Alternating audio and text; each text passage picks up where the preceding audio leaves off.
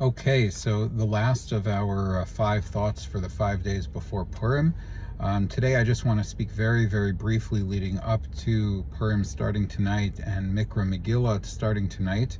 I want to go to the third level. We talked about Maisa and Nefesh in Matanos Lavyonim and Mishlach Manos. We talked about Ruach and Hargasha and the Lev with respect to the Sudas Purim and drinking. And now coming up to Kriyas HaMegillah, listening to the Megillah, hearing the Megillah, reading the Megillah,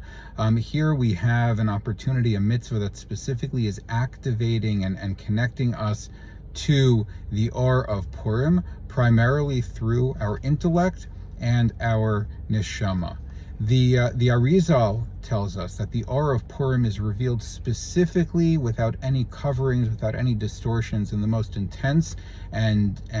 manifest way, specifically through Kriyas HaMegillah. The Megillah is literally Megillah, the Hastara. It's literally Megillah Esther, and the Hastara, the hiddenness, the reality of the Bilti Gevul, the infinity and limitlessness of HaKadosh Baruch Hu, operating specifically within the boundaries and the Gevulim and the limits and the ordinary cause and effect and ordinary procession of events that's occurring within the story of the Megillah. And so as we read the Megillah, and reading the Megillah and hearing the Megillah is an exercise in understanding the text that we're hearing and that we're reading. We're processing it cognitively through the Seichel with the power of our Neshama.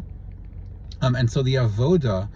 during Mikrah Megillah should really be to think and to reflect and to be misponein, to meditate on the Bilti Gevul, the infinity of HaKadosh Baruch Hu that is being revealed and is operating specifically through the events in the story, the ordinary events of the story as they are occurring, both on a macro level, the story as a whole from beginning to end, starting on a very low note, Vayehi b'mei Achashverosh, leading up to Vayehudim ha'isa'ara v'simcha v'sasin v'ikar, and really ending at the end at a very mediocre note. The ordinary progression of events in the story as a whole is giving us a plot and a narrative and a picture into how the Bilti Gevul operates within the ordinary progression of events, within Gevul, within nature, within human character,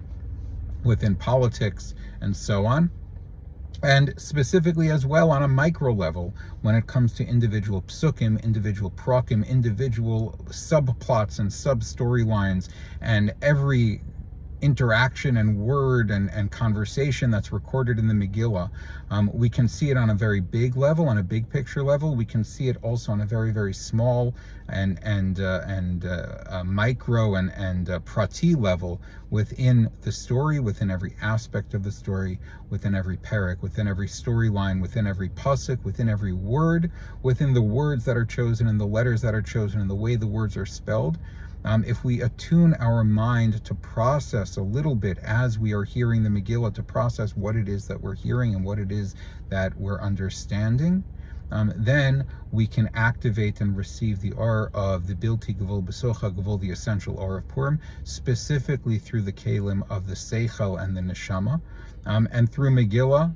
through Matanas Lavyonim and Mishlach Manos, and through Sudas Purim and drinking Ad Lo Yada, and the Besume of Purim, Ad Lo Yada. Hopefully then we can integrate the Or of Purim, the awareness that everything that is always happening, good, bad, difficult, painful, light, dark, none of it is really any different from anything else. All of it is just HaKadosh Baruch Hu, the infinity, the Hakol Yachol, the only Ratzon that exists, operating specifically within the structures of this world, Dira B'Tachtonin.